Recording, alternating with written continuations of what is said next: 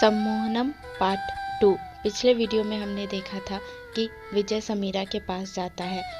अब आगे समीरा विजय से बात करने आती है।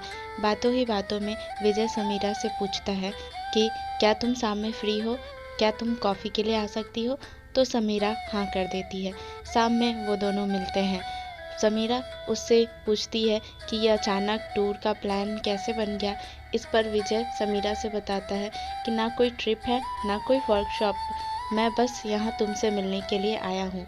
मुझे तुमसे। इस पर समीरा कहती है कि मुझसे मिलने क्यों। इस पर विजय बताता है कि जब से तुम आई हो मुझे तुम्हारी बहुत याद आती है। तुम्हारे साथ बिताए हुए हर पल मुझे बार बार याद आते हैं। मैं तुमसे ये कहना चाहता हूँ कि मुझे तुमसे प्यार हो गया है। I love you. इस पर समीरा शॉक्ड हो जाती है और वो कहती है कि विजय तुम बहुत स्वीट हो, वंडरफुल हो, बट मैंने कभी भी तुम्हारे बारे में वैसा नहीं सोचा। तुम समझ सकते हो, मैं तुम्हारे बारे में वैसा कुछ नहीं सोचती। मेरे मन में तुम्हारे लिए कभी भी ऐसी कोई फीलिंग नहीं आई है। विजय इस पर दुखी हो जाता है। वो सोच में पड़ जाता है कि समीरा ऐसा क्यों कह रही है। फिर समीरा कहती है तुम स्वीट एंड वंडरफुल हो, बट इस पर विजय उसे रोक देता है कि हाँ ठीक है, मैं ही क्यों तुम्हारी बातों में आ गया था, तुमसे प्यार करने लग गया था। तभी समीरा को एक कॉल आता है और वो कहती है कि फैमिली इमरजेंसी, और ये कहकर वो वहाँ से चली जाती है। विजय घर आ जाता है। कुछ टाइम बाद फिल्म की रिलीज़ डेट भी आ जाती है और वो सभी फिल्म देखने जाते हैं।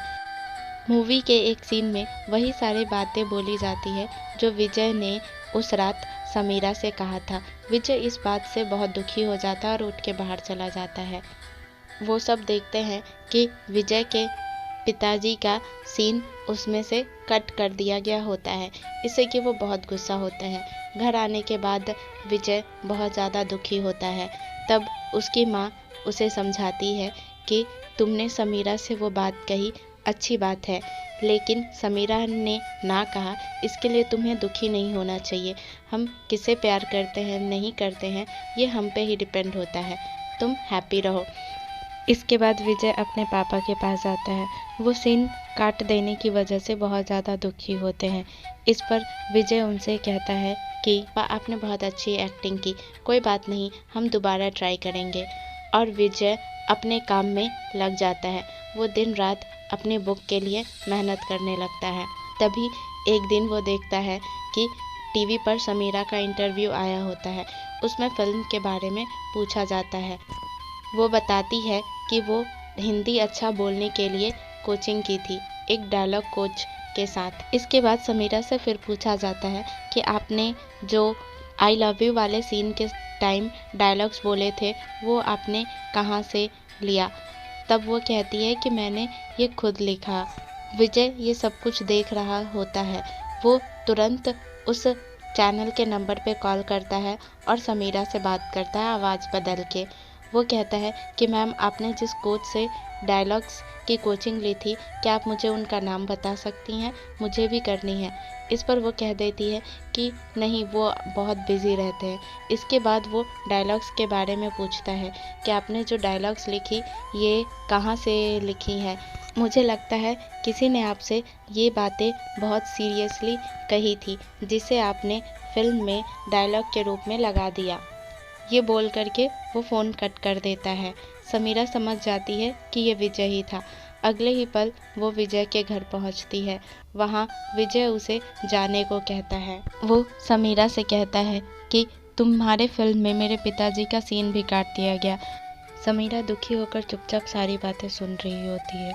वो कहता है तुम्हारे प्रोफेशन में इंसानों का इस्तेमाल करना बहुत ही आम बात है, पर उन फीलिंग्स का इस्तेमाल करना जो मैंने किसी के साथ नहीं तुम्हारे साथ शेयर की, उन बातों का डायलॉग के रूप में इस्तेमाल करना जो मैंने तुमसे कहा, ये बिल्कुल ठीक नहीं। और गुस्से में वो उसे वहाँ से ज़ोर से जाने को कहता है। वो चली जाती है और घर जाकर बहुत दुखी होती है।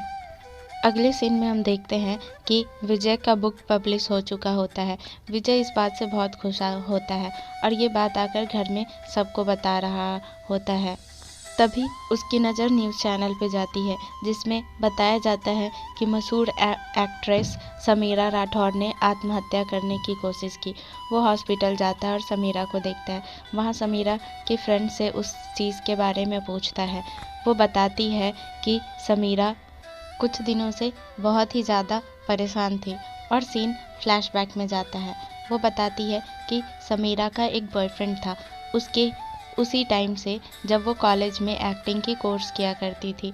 वो उसे बहुत प्यार करती थी और वो भी उसे रानियों की तरह मानता था। समीरा को एक फ़िल्म में एक्टिंग का चांस मिलता है और वो फिल्म बहुत ही सुपर हिट होता है। फिर इसके बाद समीरा को दूसरे फिल्म में एक्टिंग का चांस मिलता है और वो भी हिट होता है। इस बात से उसके बॉयफ्रेंड को जलन होने लगती है और वो समीरा को टॉर्चर करने लगता है। वो बार बार उसे फ़ोन करके कहता कि बहुत समझ लिया तुमने, तुम अब मुझे समझती नहीं हो, तुम एक अच्छी दोस्त नहीं हो, तुम्हें सक्सेस का भूत सवार हो गया है। वो उसे बार बार कॉल करके टॉर्चर करते रहता था। पर समीरा की लाइफ में खुशी तब आई जब तुम्हारे घर शूटिंग स्टार्ट हुआ। मैंने उसे इससे पहले इतना ज़्यादा खुश कभी नहीं देखा। वो तुम्हारे साथ वक्त बिताना पसंद करती थी। वो तुम्हें देख कर के खुश हो जाती थी। उसके चेहरे पर चमक आ जाती थी। जब तुम्हारे घर शूटिंग ख़त्म हुई तो वो उस दिन बहुत ही दुखी होकर अपने घर गई। उस दिन जब समीरा तुमसे मिलने इवनिंग में गई हुई थी, तब वहाँ होटल में समीरा का बॉयफ्रेंड आ गया होता है। किशोर उसे कह देता है कि समीरा अपने हैदराबाद वाले बॉयफ्रेंड से मिलने गई हुई है। इस पर वो बहुत ज़्यादा गुस्सा हो जाता है और वो समीरा को बार बार फ़ोन करने लगता है। वो समीरा से तुम्हारे बारे में पूछता है पर वो कुछ नहीं बताती। इस पर वो उसे धमकियाँ देने लगता है, पर फिर भी वो कुछ नहीं कहती। समीरा एक आखिरी बार मिल कर के उसे समझाना चाहती थी, उससे बात करना चाहती थी। जब वो उससे मिलती है तो उसे वो दूसरा शौक दे देता है। वो कहता है कि तुम्हें एक हॉलीवुड फिल्म में ऑफ़र मिलेगा, बट इसके बदले तुम्हें डायरेक्टर के साथ 1 नाइट स्पेंड करना पड़ेगा। समीरा इस बात के लिए राज़ी नहीं होती और गुस्सा हो जाती है। इस पर वो कहता है क्या तुम मेरे लिए इतना नहीं कर सकती? फिर भी वो नहीं मानती तो वो उसे धमकियाँ देने लगता है कि वो उसकी और समीरा की फ़ोटोज़ और वीडियोज़ मीडिया को दे देगा। वो सबके सामने उसे बदनाम कर देगा। इस पर समीरा उसे एक थप्पड़ मारती है। इस पर उसका बॉयफ्रेंड भी उसे एक थप्पड़ मारता है, जिससे कि समीरा नीचे गिर जाती है। मैं समीरा से इस बारे में पुलिस में कंप्लेंट करने के लिए बोली, पर समीरा इस बात के लिए मना कर दी। वो बोली कि अगर ये बात मीडिया तक गई तो वो तुरंत विजय के ऊपर कीचड़ उछालने लगेंगे, इसलिए ये बात पुलिस में कंप्लेंट करने की ज़रूरत नहीं। विजय को ये सारी बातें सुन कर के काफ़ी गुस्सा आता है। उसी दिन विजय का बुक पब्लिशिंग डेट भी होता है, पर वो कहता है कि नहीं, पहले समीरा की प्रॉब्लम सॉल्व करूँगा, उसके बाद ही मैं पब्लिशिंग के टाइम पहुंचूंगा। वो अपने दोस्तों के साथ मिलकर के प्लान बनाता है। वो समीरा के बॉयफ्रेंड को डराता धमकाता है और उससे सारी वीडियोस, उसके लैपटॉप और उसका फ़ोटोज़ सभी चीज़ें ले लेता है और उससे कहता है कि तुम समीरा से फ़ोन करके माफ़ी मांगो। वो उससे फ़ोन करवाता है। वो उस लड़के से समीरा को कॉल करवाते हैं और कहलवाते हैं कि तुम उससे सॉरी बोलो, माफ़ी मांगो। इस पर वो बात करके समीरा से माफ़ी मांगता है और कहता है कि मैं तुम्हारी लाइफ से हमेशा के लिए जा रहा हूँ, अब तुम खुश रहो। विजय वो सारी चीज़ें लेकर के जल्दी से फंक्शन में पहुंचता है।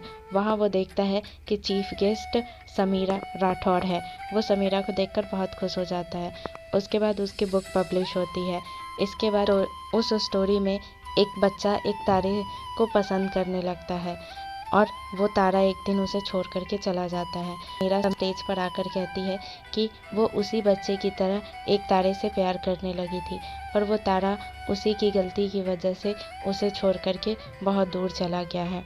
और इसके बाद वो उस फंक्शन से चली जाती है। विजय अपने दोस्तों को समीरा के पीछे भेजता है, पर समीरा तब तक निकल चुकी होती है। वो उसके पीछे जाता है और समीरा को उसकी फ़ोटोज़ और वीडियोज़ दे देता है और उसे सब बता देता है कि विजय उसके बॉयफ्रेंड से झगड़ा करके डरा धमका करके उससे फ़ोटोज़ और वीडियोज़ ले लिया है। तब विजय उसे कॉल कर रहा होता है। वो विजय का फ़ोन उठाती है तो विजय उसे प्रपोज़ करता है, उसे आई लव यू कहता है और सारे पब्लिक को बताता है कि समीरा जिस तारे के बारे में बोल रही थी वो तारा वही है। समीरा से कहता है समीरा आई लव यू और इसके बाद वो समीरा के पास जाता है, उसे गले लगाता है। इसी के साथ ये फिल्म ख़त्म होती है। गाइस, मैं पर्सनली बताऊं तो मुझे इस फिल्म की हीरोइन काफ़ी अच्छी लगी है। रियली में वो कितनी क्यूट, कितनी ज़्यादा खूबसूरत है। मतलब आई कांट एक्सप्लेन, एक गर्ल होकर के मैं किसी दूसरी गर्ल की इतनी तारीफ़ कर रही हूँ, but really see is very beautiful.